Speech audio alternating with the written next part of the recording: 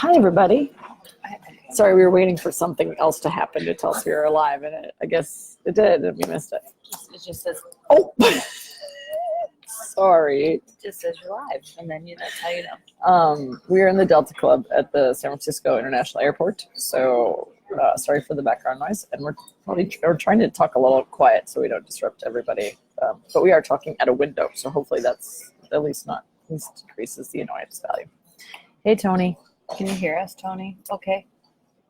Your last name's not okay. Your last name's Kane, Tony. but can you hear us okay, Tony? And there's like a weird, 5-second delay or 10-second delay, so we'll wait for you to respond and keep talking. All right, so the topic for today, we're in San Francisco because there's this huge event called the C-Suite Capital Summit. And so what it's for executives and business people to think about. We got a thumbs up from Tony, thanks. Thank you. It's for people to think about capital, how to grow your business, how to get investments and that kind of stuff. So it's pretty intensive on that stuff. It's really interesting. We are not seeking capital, but it is interesting from the fact of understanding how business is done, and people with really big companies are there. And so it's interesting to hear as we grow where we get to where we should be thinking about going and some of those things. So that's been really fun.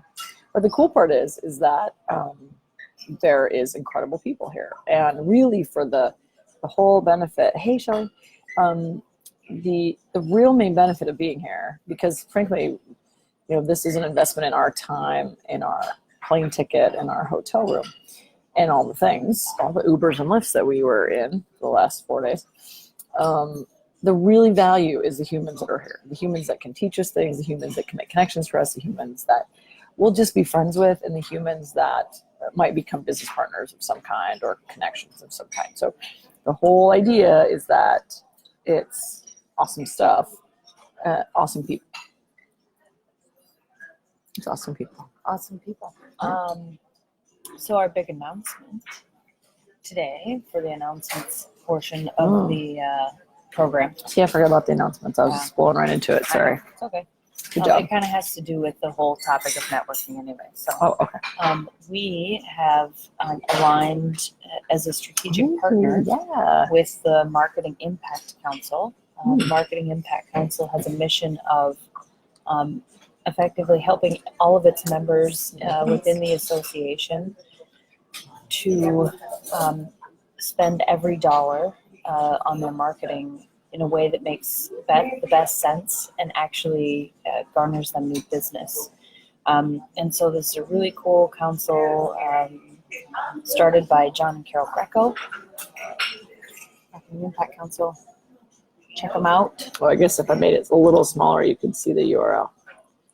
So if you're interested in marketing and actually understanding how to be an effective marketer that actually brings more money to the company. Yes. So we partnered with them so that we could offer our services, or they could offer our services to their members.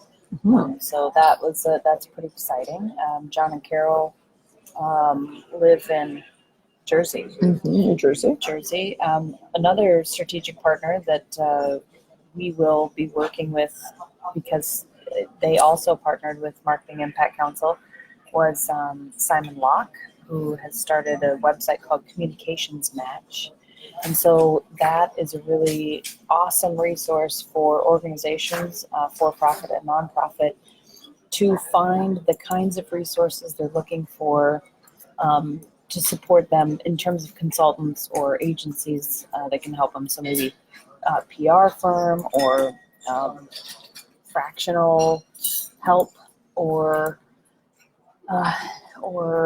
HR or leadership and development kind of training, problem solving. So we're pretty excited about all that. It's really going to be awesome. Yeah, and in fact, the cool thing, one of the cool things about it is that we're working with them, and we hadn't really addressed marketing specifically as a vertical for Rose Group because we don't have marketing jobs, and that is a very specific industry. So the cool thing is John and Carol have Like they literally they ran like AT&T's marketing department basically. Yeah, John Like, ran the it was crazy. AMA, Yeah, American Marketing Association. for yeah, like the 18 biggest years. association. So he's basically, he knows what things are missing and that kind of stuff. So that's cool. But the good news is if you are interested in marketing yourself or have a marketing team or know a marketing team that needs Rose Group, the cool thing is that now we can provide that service because we have that marketing, those marketers at our disposal to help support and develop marketing teams. So Yeah. Also, the Marketing Impact Council is open to anyone who's interested in participating. There's 6 different levels, membership levels at which you can sign up. There's 3 individual levels, I think, and 3 business levels. But they have like 4 meetings a year. And monthly webinars about advertising, all kinds of cool stuff. And it's an incredible, just learning about how they think about marketing and talk about it has done us a lot of good in our business. So it's an incredible opportunity if you're looking for just some fresh new perspective. Thank you so much. In terms of your marketing for your business or is your career or just a passion. Yeah, so that was a big announcement. All the press releases are going out, running around. Any other big announcements? We had a book signing that was great. I don't know, 34 books or something. Is that what I have no Shelley idea how said? many there were. Something like that. So that was great, and everyone loved it, and it was fun to get people, get our books into new people's hands.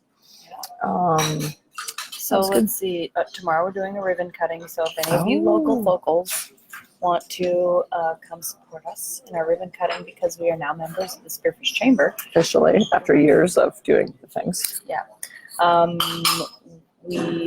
It's at the chamber, right? Yeah, we're just going to do it at the chamber we'll offices. Get the chamber at noon.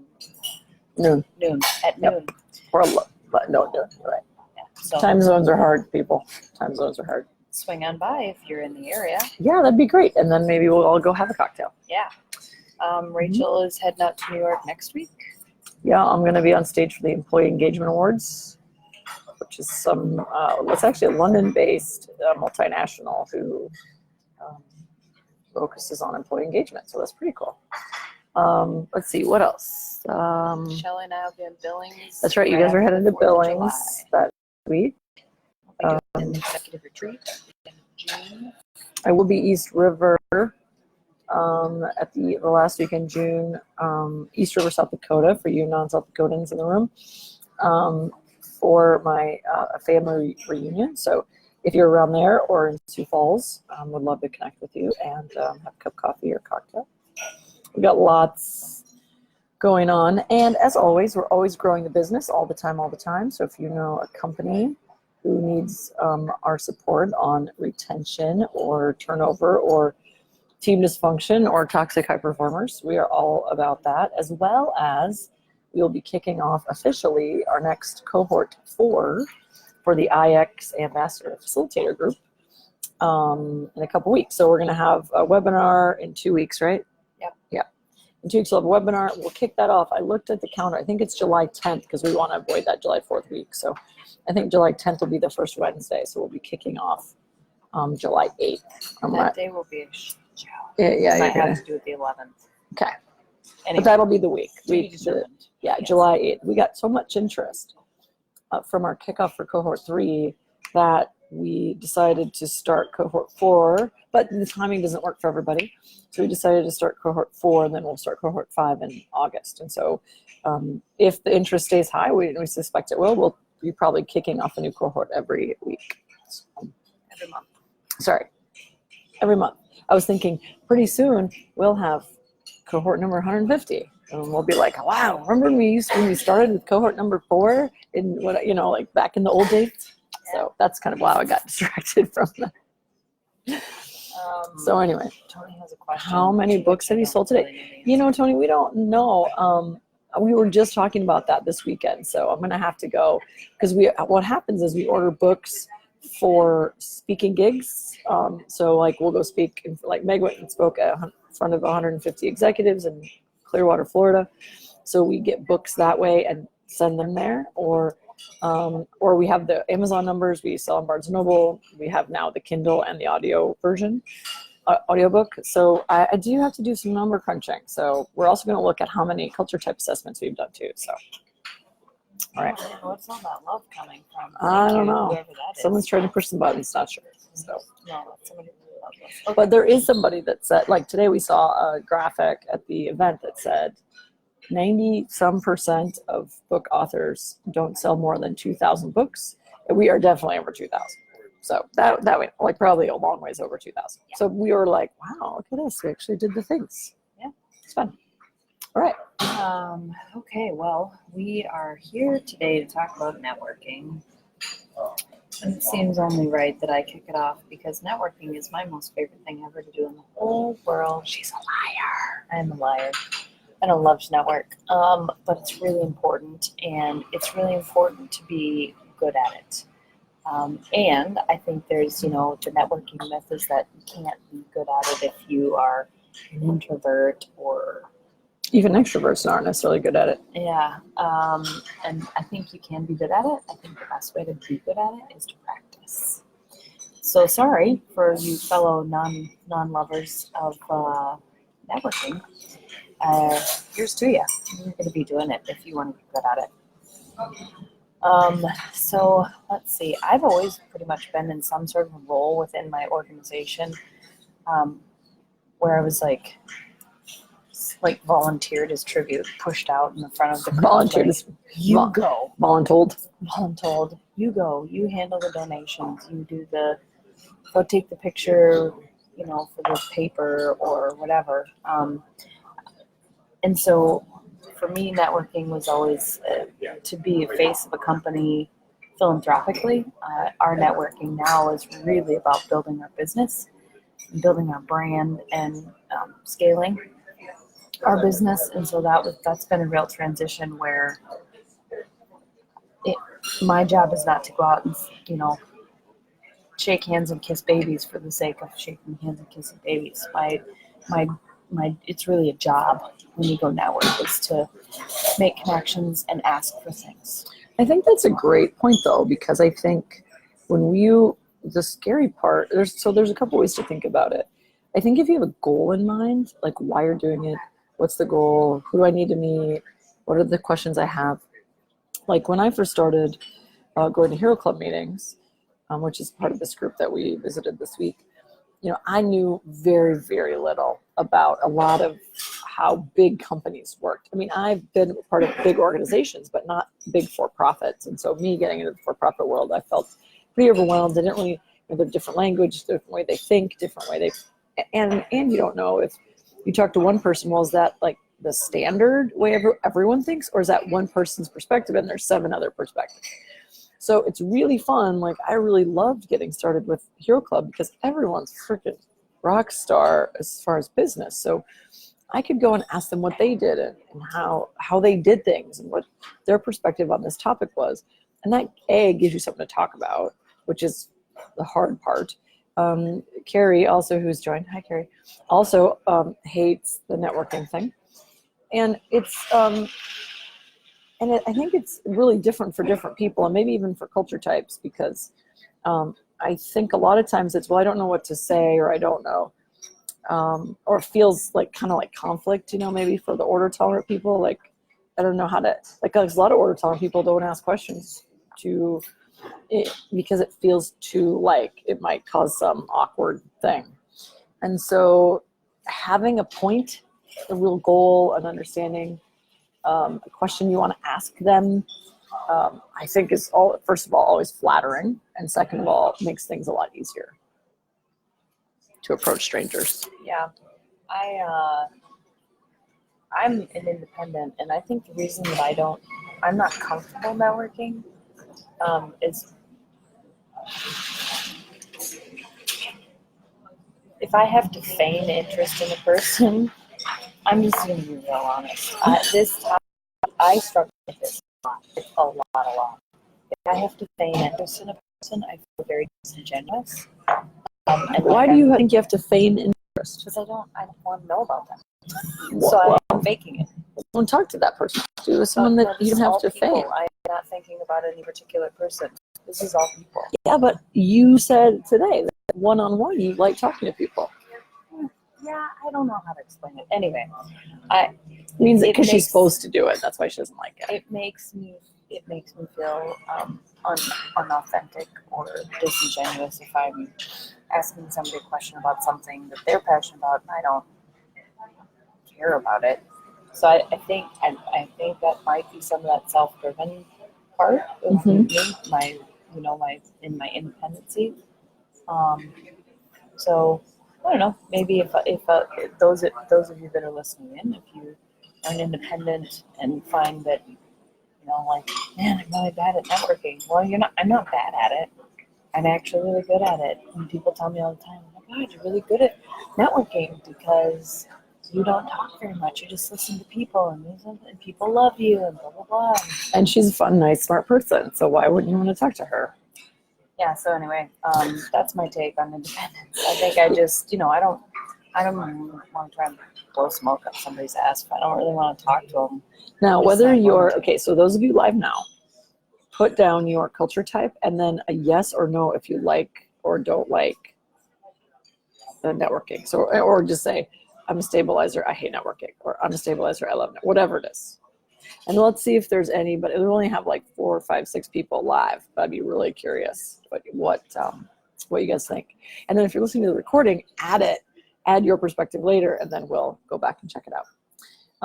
I think it might be a team self-driven thing because I'm a fixer, which is team driven. And my goal always is to find the things I can find in common. So I don't care if it's the janitor or the CEO. First of all, I think our background is such that we think that we know that everyone's the same, right? I don't care how many zeros are in your bank account. Like, I can talk to a CEO of a huge organization just as easily as a janitor. And so I love talking to everybody and finding out what they're about and what things we have in common. And do they have kids? Oh, my kids play soccer. Oh, yeah, cool, we have soccer. So for me, it's more about getting to know them to the point we have that connection. And it's not just, it's not just that idea of we're just small talking for small talking's sake. I'm looking at how do I connect with somebody, and they have that real connection. The other thing is like a super secret about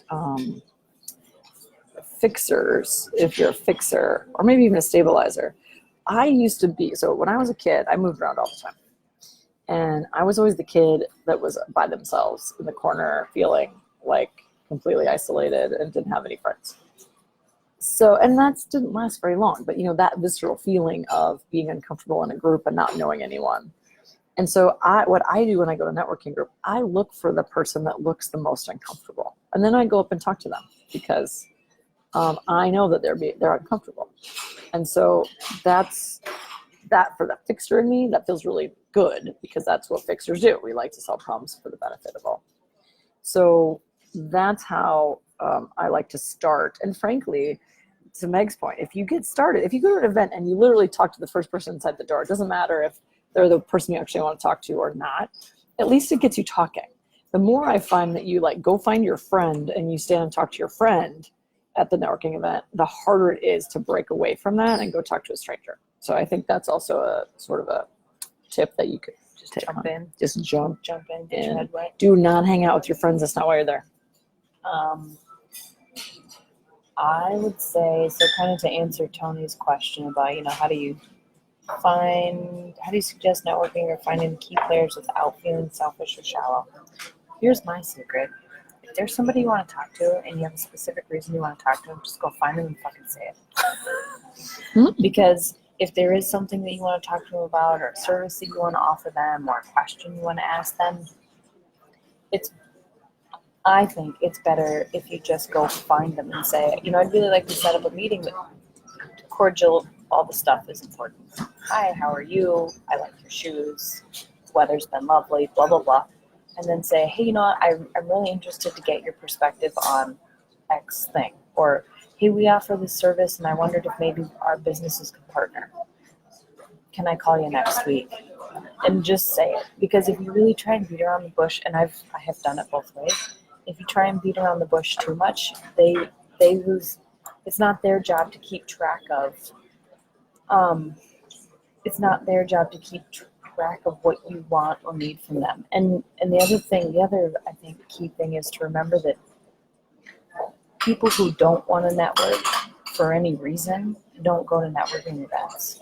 So it's Good point. safe to assume that everyone who's there would expect to get a phone call or an email or something from at least, who knows, 10 people, because that's why you're there. And so That's even the if whole it's a point. service that you don't want, you know, I mean, somebody walked up to me this week and said, hey, blah, blah, we can maybe help you with this thing in your business. And I said, sure, give me your card, and she'll call me, and I'm sure we'll set up a demo, and I'll say, super awesome, really appreciate that, not now, maybe later, or no thanks, this doesn't suit us.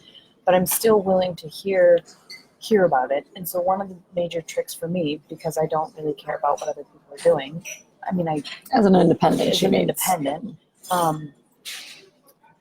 one of the tricks for me is to remember that everybody in the room can positively impact my business somehow. That might not mean that I work with them, and that's okay. But it might mean that, you know, we do a demo for 40 minutes. I learned some really cool stuff. So I think And they might know 17 people that could. Yeah. So I think keeping an open mind and remembering that everyone who's there intends to be networking. That from an independent perspective or self-driven perspective, I think that really helps. And I think it would help an organizer too, because you're order tolerant. And so if you kind of have your mission in mind, it makes it feel a lot less uncomfortable to just say, to be okay with, okay, I'm going to go here and look for 5 new people that I can offer services to, or ask for donations from, or whatever you're looking for. Or maybe just to get to know, to have that follow-on conversation. Because a lot of times, no one's going to commit. You know, you can't get into enough depth in a networking event to get too far down the rabbit hole on, this is my event, this is what I'm doing, can you do this, this or that. It's more about, hey, would you be willing to meet with me next week and talk about my new thing or whatever, to Meg's point. Yeah. And Tony, you're asking some good questions today. So yeah, if there's this, so I say this all the time. People say, well, how could you possibly say you don't like being in groups of people or networking? You're engaging and funny and people love you. Yeah, if I can be in front of a classroom, I love talking to groups of people and helping them solve problems and understand where they're at, and teach them how to stick it to whoever the man is and figure out for themselves what makes them feel good. And that's because there's a theme or topic where I have a purpose. So I think absolutely if there's a theme or something, it does give you more of a focus if you really don't love to network. One thing that this pulled on me. This is great. This week. She goes, hey, let's have a selfie challenge. I bet you I can get more selfies with people than you can. Well, she knows that I am ridiculously competitive, and she knows that she doesn't care if she takes one selfie because I'm going to win, and winning isn't just one more than her, it's like 25 more than her. Just to crush me. And so honest to God, you got me. Like, I didn't even think about it. I was like, selfie challenge, it's on. I'm going to kick your ass. And then I ended up talking to all of these people. It was great. I took a picture with a woman in the bathroom. She's from Cleveland, Ohio. She was on vacation in San Francisco with her family, and she had to have emergency appendicitis as soon as she stepped off the plane. That is a story. Now, that is a great story. You'd never found that story except with the selfie challenge. I know. So if you Tony, you could do something like that with yourself if you don't have somebody to force you to do it. Say, okay, well, my real objective is to get lots of great pictures tonight, and selfies are things. Everybody loves to take selfies. So use that as an opener. Yeah, and actually a lot of people now have social media teams, or they have reasons to grow their social media. So you could say, hey, I'm trying to grow my social media. Would you be willing to take a picture with me? And I can tag you in social media. And then they get everyone gets the win, right, from that. I do want to say, Tony mentioned something about kind of a key player. So there are ways that you can think about that ahead of time. So we know a guy named Jeff Hazlett. We know him really well now, and we can give him a hard time. And when I first met him, he was a total stranger to me. He was a Fortune 10 CMO for Chief Marketing Officer. So he's kind of a big deal. He's a huge personality, super intimidating if you don't know him. Has all these like sizzle reels with crazy whatever. Anyway, he seems very intimidating. He's been on Bloomberg. He's been all these places. And I wanted to meet him and get to see who he really was, to see if I wanted to sort of be associated with him and his group at the Hero Club. And so what happened was I knew he was going to be speaking in Sioux Falls. So and it was going to be a small venue, so I knew I could actually meet him, and it would be like some weird, like he's on stage and 1,000 miles away. And so I emailed him on LinkedIn. I messaged him on LinkedIn, and I said, hey, want to thank you for coming to Sioux Falls. I'm looking forward to meeting you on Monday or whatever day it was. And he actually messaged me back. He said, oh, great, I'll look forward to seeing you there, or something like that. So I get there, and I figure out how to sit next to him during lunch. I said, hey, I just want to introduce myself. I'm Rachel. He's like, and he looked at me and he's like, oh, what do you do? And I kind of chatted a little bit. And he goes, you're the one that messaged me on LinkedIn. I'm like, yeah, that was me. And so then so then he was in his head kind of read, and he'd already kind of looked through my profile. That's how he connected what I was saying with what he had seen online. So if there's like a really big person or a key player that you want to talk to that feels like might be the guy that everyone's trying to meet, or you might feel like, well, he's the CEO of regional, and you want to meet them, or whatever it might be, that might be a way to do it ahead of time, is to prep them ahead to say, hey, I'm going to be at this thing, I'm looking forward to meeting you. So that actually worked really well for me. And I felt braver going up and meeting him, because I could always say, I could use that as an opener, say, hey, well, I messaged you on LinkedIn. I didn't have to, because of a different opportunity, but I didn't know really how I was going to have a chance to do it. So anyway, are we talking too loud? Okay, we'll try to talk quieter. Anyway, so that's how I managed that. So just an idea. All right, do you want to answer questions? Mm-hmm. Other questions? All right, how can IX leadership help me grow my network? Well, I think we just jump up. It's because we're in like the club. I think we should just maybe jump up to the Karen's question. Okay. And maybe the culture type thing, if we want to think about it. Yeah. Well, so I would say, okay, what kind of challenges do networking opportunities present for each of the culture types? Well, I'd say for all self-driven people, it's a little challenge, because it's actually the antithesis of what's comfortable to you. Maybe it's just fixers who like it. I think Because stabilizers, I don't know, they don't like chaos, dude. So maybe in a structured environment, stabilizers would like networking better. Yeah. So it might be that fixers are the only ones that really like networking, which makes some sense. I mean, you like chaos and you like people, or you like that social side of people. So it might be that fixers are really the ones that love it, and then we're always surprised when nobody else likes it, because it's so much fun. Yeah, I would say that even for fixers, or I guess a different perspective in terms of what challenges do networking opportunities present, fixers, they might really like it, but fixers get so excited talking about different things and crazy ideas and all this stuff that they might lose track of what the point of their networking adventure is. Mm-hmm. And so I think that could be something that happens for fixers. Rachel will come back and she's like, oh my God, I met this person and they do this thing and blah, blah. I'm like, cool, it sounds like they could be a client of ours. And she goes, yeah. Did you get their business card? No. Okay, what was her name? I don't know. I'm like, I don't know what you mean. Come on. So I think that can be the trap about networking for fixers, is that they get so excited talking to people and learning new things that they kind of forget what they're after. Yeah, I actually had to be kicked out. We were in Germany at an event where we were commingling an American group, the German group, and it was kind of awkward because we didn't know who spoke English, and so there was like Germans were on one side and Americans were on the other, and we were supposed to be mingling. So I just literally picked up my glass of wine and walked over to a table of Germans, and I said, can I join you? And they said, sure. We just chatted, and literally everyone else was out in the bus, and they're like, you've got to come. And I didn't even know I was so interested in what was going on with these people that I didn't even notice that every other person had left the building and were loading the bus. So Yeah. it's easily distracting. I would agree with that.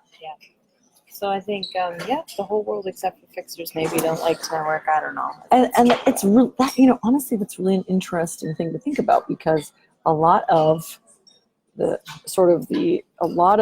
what we've seen on our executive teams that we work with, now those are people that want to try to fix problems, so we tend to see fixers in our work.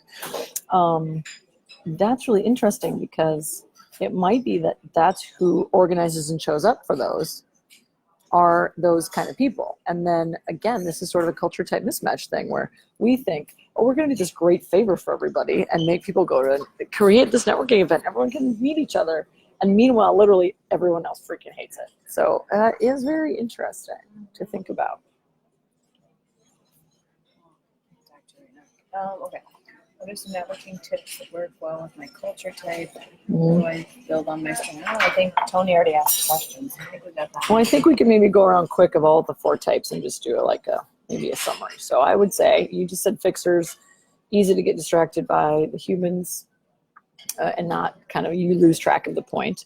I bet stabilizers, I think if they had, it might be for stabilizers if it was more sort of orderly. Like sometimes you get like those speed networking and like speed dating, where every single person in the room is talking to somebody else and they kind of go around the room. I bet that format would make more sense for stabilizers, and maybe that's why people have gone to some of those versions, because they recognize that only people that like networking are fixers. So what other way could they do it to make people more comfortable? Yeah. So I bet stabilizers would thrive more in that environment. Yeah, I would say for stabilizer, if you want to go network and those kinds of opportunities don't exist, just have a goal in mind when you get there. How can you create order out of what is obvious chaos or perceived as chaos to you? If you know there's certain people that are going to be there that you want to talk to, then get there early enough to sit at their table or buy them a drink. If there's specific things you want to talk to people about, then know that that's what you're going to do. And maybe it's that, maybe it's networking for the sake of networking. You've moved into a new city and you're trying to meet people. Think about the things that you're interested in. What do you like to read? Do you like to cook? Are you a runner? Are you a fisher?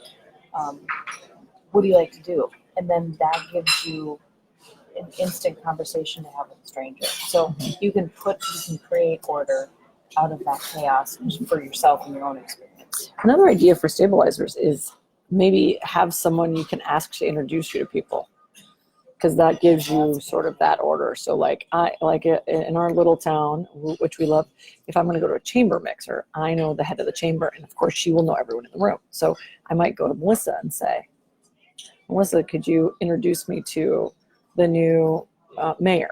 And then she'd be happy to do that. Of course, that's what she's there for. So that might be another thing for stabilizers to think about. Yeah. I think organizers probably a lot of the same. Probably stuff. same. For organizers and independents, it's just the first step is literally out your just own door. To get there, go into that place. And then, you can get out your door, just get in there. Yeah, and I would say if you really don't love to network, take someone with you that you like. Take a friend with you. Shelly, our GM, loves to network, and she's like, anywhere that you want to go that you need to meet new people, I'll go with you. And I'm like, call Shelly, take her with you, because that sounds better than me going by myself. But if you really aren't gonna, if you aren't networking now and you're working on learning to do it and be better at it, you better figure out another way to build your network. If you aren't doing That's it right now, whether that's through LinkedIn or Facebook or whatever. If you need to be building a network, you have to figure out a way to do it face to face.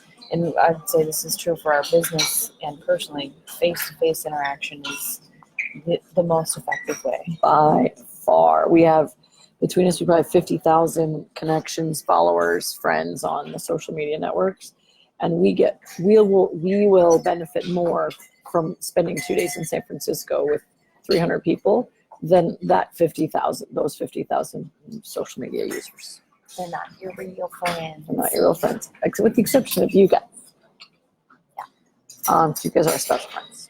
So that's if you're growing a business, if you're growing your career, if you want to make a career jump, being being able to go and be in these networking events will be a real benefit. So, or start now. If you're not desperate to do anything, you're not really pushing on anything, go now when the stakes aren't so high. Practice.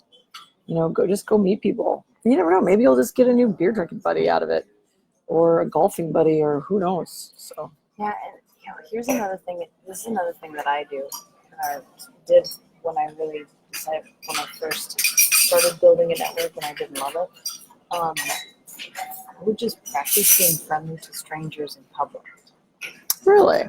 Yeah. Well, good job, like, you. This would not be something she's good at. Being friendly. So like if I was at the grocery store when I was in college, I would just, make conversation with the person who's checking me out. How was your day? What do you do in your free time?